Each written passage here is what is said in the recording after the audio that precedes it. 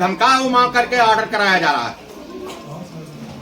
ये देश में भूचाल करने वाले, क्रांति लाने वाले, जब तक देश के लोग जो है जागरूक नहीं होंगे, जब तक पढ़ लिख करके। सवाल हमारा जो है ये जाति जनगणना को जो है लेके सुप्रीम कोर्ट में जो है एक बात जो है दाखिल हुआ है, उस पर आप क्या कहना चाहेंगे?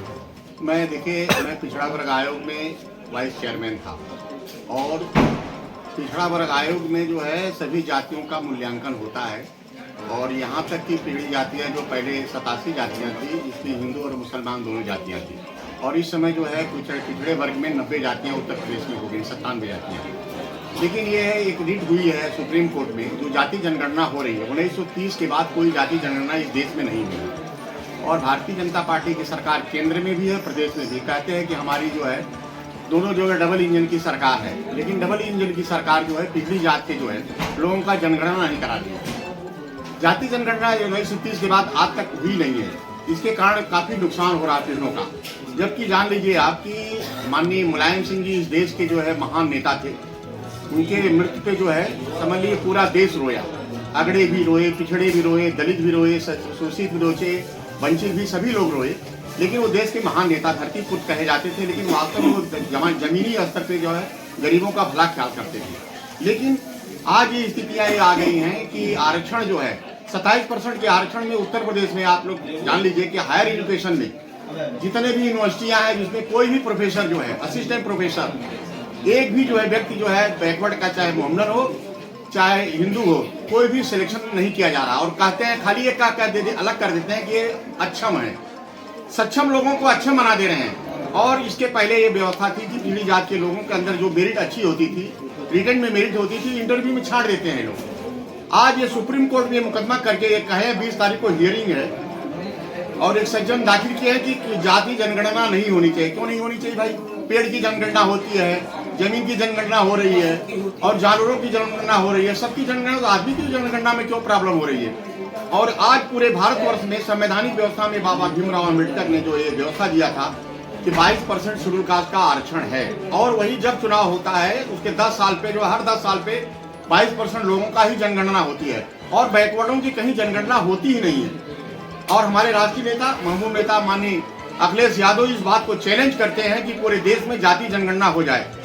जाति जनगणना जिस दिन हो जाएगी उस दिन इनकी कलई खुल जाएगी, क्योंकि 4% के लोग जो है पूरे देश पे कब्जा किए हुए हैं और धर्म के नाम पर पूरे देश के लोगों को बरगला रहे हैं और गरीबों को 5 किलो राशन दे करके इनकम टैक्स और टैक्स जो GST लगा रहे हैं और अच्छे लोगों को जो अपनी अर्निंग की है उसमें गैंगस्टर एक्ट लगा करके जो है सेक्शन गैंगस्टर एक्ट की धारा 14/1 में जो है ये अटैच करके सारी संपत्तियां कुर्क कर रहे हैं और विशेष रूप से इनका लक्ष्य है कि यादव और मोहम्मदन दोनों लोगों को टारगेट रखे हुए हैं। आज तक जितने भी हैं, क्या छत्री नहीं है, क्या पंडित जी नहीं है, क्या आज वो लोग भी बहुत से ऐसी जमीनें खरीदे हैं जो अनर्गल जमीनें हैं, लेकिन उनका कोई जांच पड़ताल नहीं हो रहा है। इस तरह से हम ये चाहते हैं कि इस देश में जो है जागरूकता आ जाए, लोग चैतन्य हो जाएं, अपने अधिकार के लिए लड़ाई लड़ना पड़ेगा और ये लड़ाई लड़कर के ही लोग जो है अपना हक पाएंगे। 27% उत्तर प्रदेश में आरक्षण है, लेकिन नियुक्तियां कोई 2%, 1%, 3% हो रही हैं। पहले एक सिस्टम था, रोस्टर प्रणाली लागू किए थे, जिसमें रोस्टर प्रणाली में नियम था कि 17 वैकेंसी निकलेगी तो उसमें जो है 9 जो है जनरल हो जाएंगे और 3 बैकवर्ड हो जाएंगे, 1 शेड्यूल कास्ट होगा। अब वो जब शेड्यूल कास्ट के लोगों ने रिवोल्ट किया पूरे देश में, तब सरकार झुक गई। लेकिन अब वो जो है नियम क्या कर दिए जानते हैं?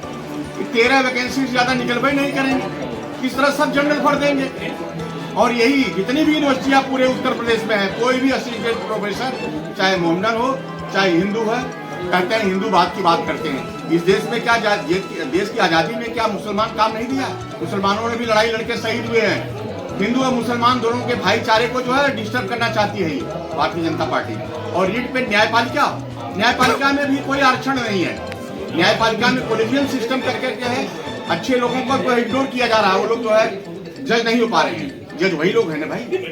इसलिए जो है हम अपील करते हैं, जनता से अपील करते हैं, जनता जागरूक हो जाए और इसकी लड़ाई लड़े और इनको सत्ता से च्युत करे। जब तक सत्ता में रहेंगे ये भूखों मर जाएंगे सब। पूरा देश बेच दे रहे हैं, रेल बेच दे रहे हैं, ट्रेन बेच दे रहे हैं, क्या नहीं बेच रहे हैं। अब शिक्षा जगत में भी बच्चों के ऊपर टैक्स लगा रहे हैं, उसमें भी GST, 3 तरह की GST होती है। GST होती है कम से कम, उसमें 3% इनसे भी लिया जा रहा है।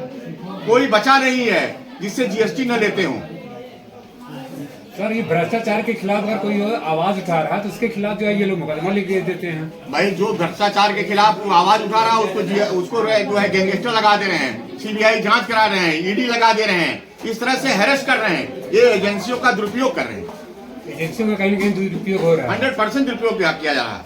न्यायपालिका में भी जजों को धमका मांग करके ऑर्डर कराया जा रहा है। ये देश में भूचाल करने वाले, क्रांति लाने वाले, जब तक देश के लोग जो है जागरूक नहीं होंगे, जब तक पढ़ लिख करके आगे नहीं बढ़ेंगे और शिक्षा को तो चौपट करते रहेंगे। नई शिक्षा नीति में और इस देश में जो है पढ़े लिखे लोगों को जो है गुमराह करा रहे हैं धर्म के नाम पर बस। सर अपना नाम बताइए। राज नारायण बिंद, पूर्व विधायक, पूर्व मंत्री, और मैं मंडी परिषद का अध्यक्ष रहा, पिछड़ा वर्ग आयोग का उपाध्यक्ष रहा, प्रमुख महासचिव रहा, निवर्तमान प्रमुख महासचिव समाजवादी पार्टी का हूँ। ओके सर, हमारे चैनल से बात करने के लिए